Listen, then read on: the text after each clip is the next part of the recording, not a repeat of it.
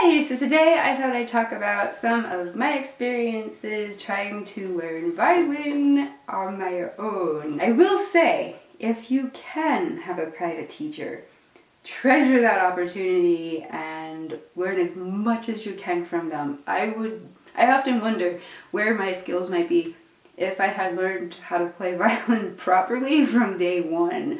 It wasn't until about 8 years in that I finally found a teacher who was willing to work with me and undo a lot of the muscle memory and strange bow holds that I developed along the way. I will say there is a happy ending to this story because after working with that teacher for about 2 years, I was able to undo enough bad habits, not all of them, I still have some of them, but enough bad habits to where I could audition and be accepted into a university level music program. And I minored in music. Hopefully this video might help you not create some of the bad habits that I created for myself and maybe take some of my tips and ways I learned how to play violin to a new level that can be more beneficial for you.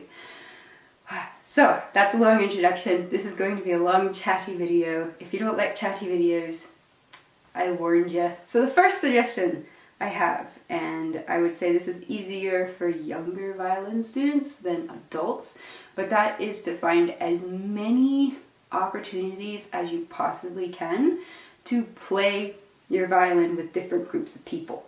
So for me, public school orchestra was available. That was the first thing I was able to enter. And then with that, I learned about honor orchestras that I could audition for and be rejected from. I was rejected so many times. And honestly, I took rejection hard at first. I felt like I just couldn't play. But I started to look at it in a different light after a couple of rejections.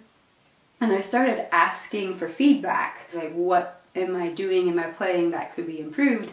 And sometimes they don't tell you, but sometimes they do. Take what they say, instead of as rejection, take it as an assignment to work on. It's almost like having a private teacher telling you something that you need to work on for, it's more like a year rather than a week, but until your next audition. Keep auditioning and taking feedback as a positive way to improve rather than just you can't play, because it's hard to kind of change that mentality, but if you can, it's actually quite powerful. The second thing I did a lot of was competitions. Again, I wasn't going to be winning anything. But if you put yourself out there, you put yourself in that position where you have to play in front of a panel of people, it's terrifying.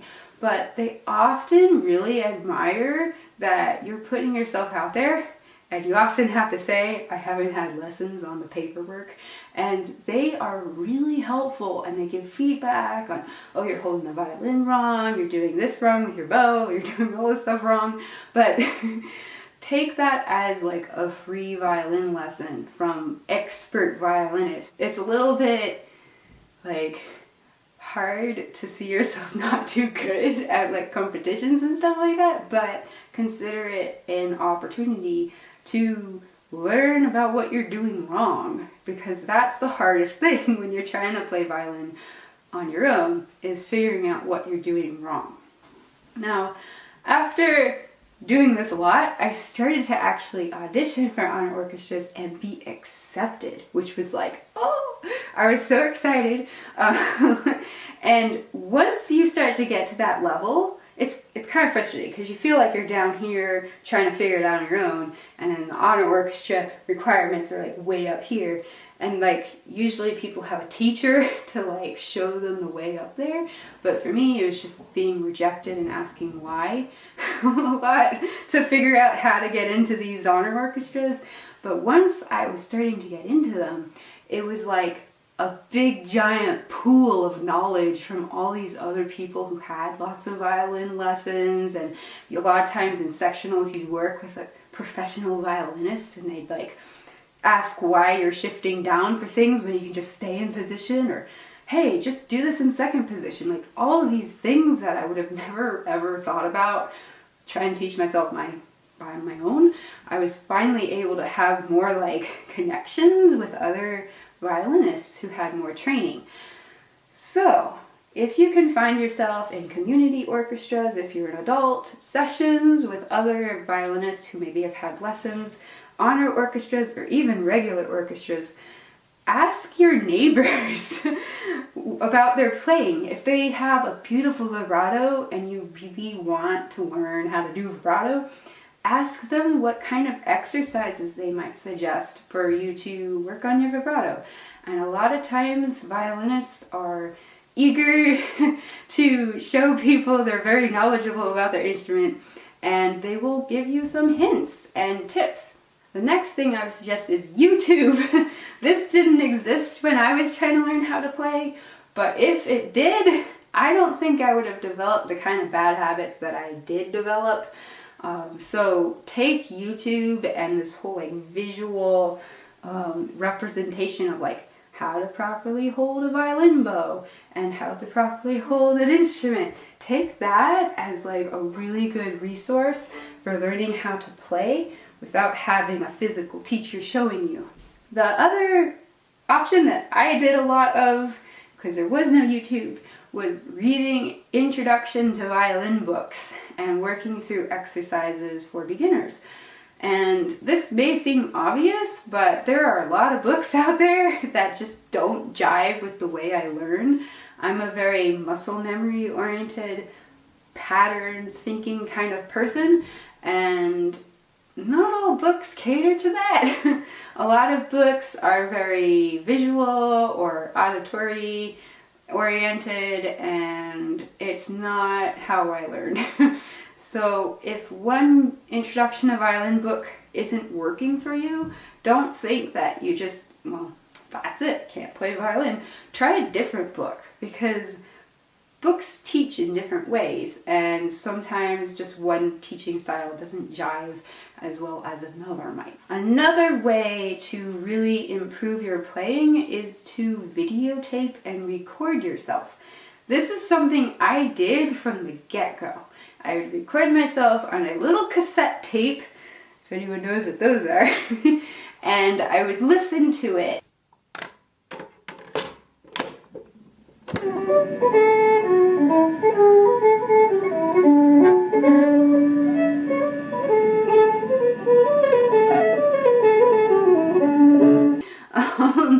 But I did that enough to where I was able to start to pinpoint things I didn't like about my playing and correct them. And now we have smartphones and you can just like video record yourself and take a look at all the bad habits you might be developing and compare it to other violinists who maybe have had violin lessons that film themselves and put it on the internet. And you can identify things that don't look the same. Another thing I did a lot is I'd play a song and then I'd find a version on the internet that I really liked, and I'd compare my version that I just recorded to the pretty version that I really liked on the internet. And I'd play chunk by chunk, them right next to each other, and it's a little bit like depressing, I have to admit, like hearing my version and then like the beautiful version, but it actually helped me highlight like ways to phrase the song and what kind of things they're doing to their playing that makes it sound so much more developed, I guess.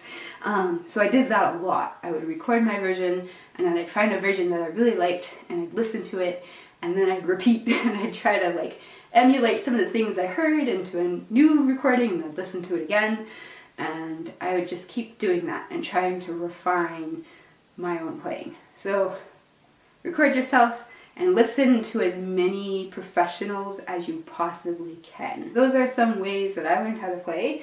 Now I'm going to talk about some of the stigmas that I faced as a self-taught violinist. The first is public school orchestra was very welcoming when I was in elementary school. However, as I progressed into the years and started to become a high schooler, they didn't want me in their orchestra. You start to notice that fewer and fewer students in the orchestra are self-taught, and that you're kind of maybe the only one. And consequently, you kind of get criticized for it. At least I got criticized for it. I've had orchestra teachers come up to me and basically tell me they don't want me in the orchestra unless I get myself violin lessons. But they also can't really kick you out because it's public school. So, but it's not the greatest thing to deal with, and a lot of times you'll be kind of put in the back of the orchestra just because I was an eyesore. I was doing it wrong. And so it's a little bit demoralizing to be able to play the music and not feel appreciated for it just because you don't take violin lessons and you have a couple bad habits. But in hindsight, it also kind of makes sense. So, I don't have any, gripe or anything about it, but I remember feeling kind of sad about it. And along those lines, the only honor orchestras I was ever able to get into were the ones that did blind auditions. So that means without people looking at you. They didn't see my bad habits and terrible posture when I auditioned. They just heard my very strong sound I could get from my atrocious bow hold. And so when I would get into the orchestra, I kind of felt like I didn't belong and like I had cheated or something, and you kind of deal with that sort of emotional stress, which isn't fun. Another thing is it's hard to find a teacher after you've self-taught yourself for like several years. I think if you are maybe 3 years self-teaching and then you try to find a teacher, it might be okay, but after 5 years of trying to teach myself how to play, I was allowed an opportunity to find a teacher to like give me private lessons. However, the teacher I found wasn't so keen on all of my bad habits that have been cemented into my muscle memory, and it didn't work out. It wasn't until 8 years that I was able to find a teacher willing to work with me and all of my bad habits. So, if you are self-taught and you're teaching yourself lots of bad habits, it's going to be hard to find a teacher willing to unteach all of those bad habits and reteach you how to play in the correct classical violin posture. So that was something I dealt with. And then the last thing, this is kind of like a rift with classical music, is that I did a lot of improvisation, syncopation, playing by ear with fiddle music.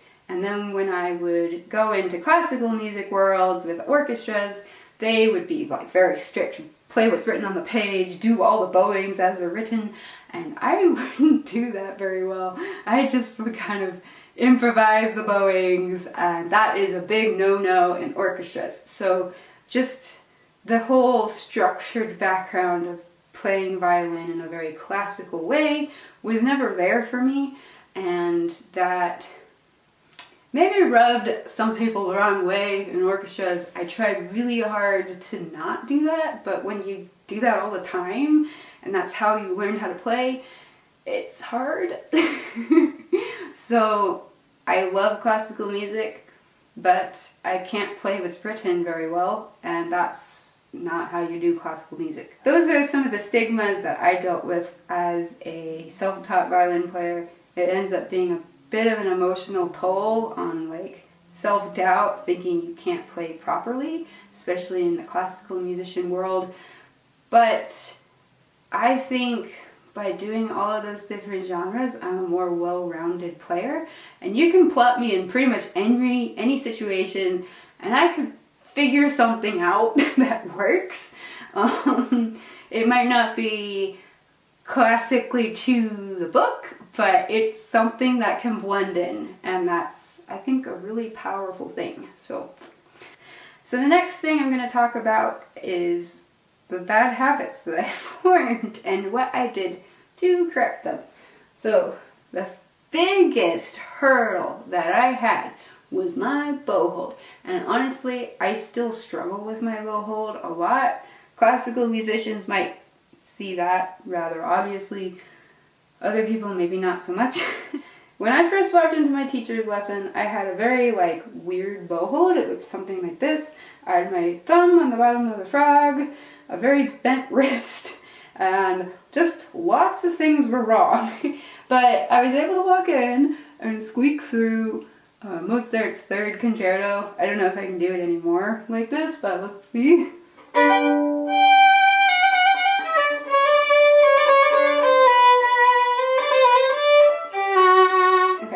Can't really do it anymore. But the first thing that she taught me was that you don't want a big bent wrist like that. There's zero flexibility, and you can't do a lot of like intricate bow holds or bow strokes with that kind of a bow hold. So the first thing that she made me do was go from a super bent wrist like this to a more flat wrist like this. You put your thumb here on this edge of the stick, just like that. You put your thumb right there, and you have your index finger here. You put your two fingers right here on the stick, and your pinky is supposed to be curved on this little area like that. And you just hold your bow like that and settle like that. So big difference, new muscle memory, and it was very frustrating trying to go from this kind of a bow hold to this kind of a bow hold. This is a more classical bow hold. It's very flexible. That's what you want. This is not flexible. This is flexible. And to practice those muscles, so I literally leaned against a door and just went duh, duh, duh. And I just practiced using those wrist muscles on an open string. It was very frustrating, took a lot of time, but eventually I went from this to something more conventional. So the next bad habit that I had for a long time, this was one of those things that I learned how to fix by talking to other musicians in honor orchestras, is flat wrist syndrome. For some reason, having a nice flat wrist is really comfy. But I couldn't really do vibrato very well. I would shake the whole instrument. And that's because you need a nice, like, straight wrist. It feels a little like it's floating off into space, but this is incredibly important for vibrato. Another thing that I learned was the elbow and the importance of this. So to play really high on the G string, you need to move your elbow this way, like towards your bow arm, which feels very uncomfortable, but that opens up your ability to reach a lot of these notes that are on the G string. If you have your elbow the wrong way, like I can't reach the notes. And I have long fingers for my height. Moving your elbow around makes it so you have a lot of extra room to reach all these notes. So now, like, as you go up higher in position, having the elbow around helps. But for the E string in first position, you don't want your elbow like this because that feels a little bit awkward. So it's kind of like a swinging pendulum, depending on what string you're on and where you are positioned on the violin. The last thing is violin posture. This is probably the last thing I fixed, and I didn't really fix a lot of it until I was at a university level. One of the things that helped was this particular shoulder rest. This is the Bon Musica violin shoulder rest. This like curve here anchors the violin on my shoulder to where it already is held up. I used to play like this. And part of that was because the shoulder rest was just like a bar, and it was just, there was no reason for me to put it here. It was down here. And having this shoulder rest helped me hold the violin up better. Other things with posture was when I would have done here, I'd like clamp down on the violin like this, and I hurt my neck. Actually, when I get x-rayed, you can see one of my vertebrae is twisted incorrectly. Well, I think it's because I did this for too long. And so make sure that if your neck is hurting, chances are you're holding the violin wrong. You maybe need a different shoulder rest or a chin rest, and it should never hurt. I remember holding the violin up because I did it like this the whole time. There was no support from my shoulder, and then my arm getting tired from bowing. But neither of those should really be happening if you can hold the violin up normally with your shoulder rest, and you just are being very conscious and using a very flexible wrist in your playing. If you're doing this, it gets really tiring, but if you're doing this, you can do that for a lot longer before you get tired. Another thing that I started to do when I was starting to hold my violin up is clench my teeth and be very like tense with things. I had to like learn to open my mouth while I was playing. I look a little silly, but you don't want to clench your teeth and like clamp down on your violin and be like very tense in any way. It ends up coming across in your sound. It should all be very loose, relaxed, and comfortable. I will say holding your arm up like this is something to get used to, but it's possible. It just takes some practice. So those are some of the bad habits that I developed and ways I worked through them. Hopefully that helps. It shouldn't hurt. If it hurts when you play, it is time to take a break. There's no such thing as no pain, no gain when it comes to playing the violin. If it hurts, take a break. One of the biggest things I would say every self-taught violinist needs to keep in mind is this is not a race. It's not a sprint.